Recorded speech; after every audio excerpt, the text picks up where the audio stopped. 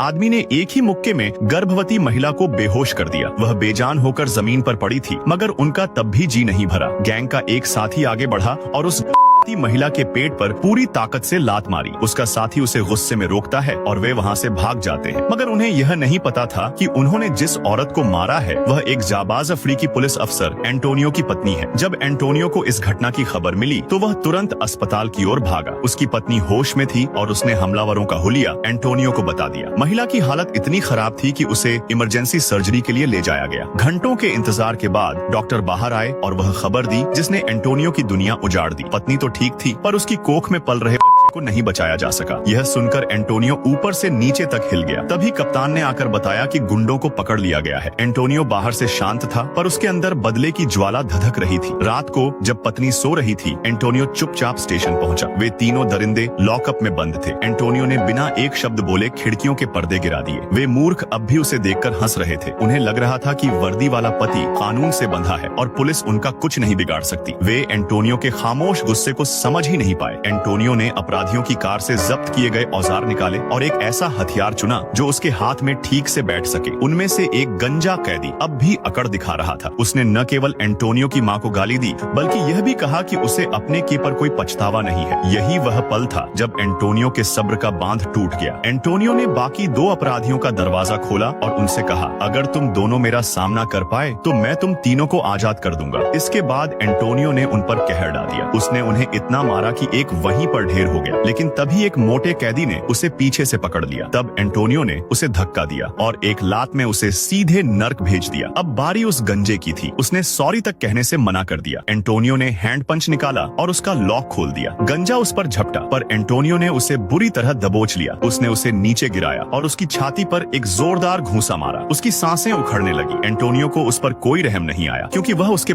का हत्यारा था। उसने मार मार कर उसके चेहरे का हुलिया बिगाड़ दिया। इंसाफ तो हो गया था, पर एंटोनियो का दिल अब भी भारी था। उसका अब इस दुनिया में नहीं था।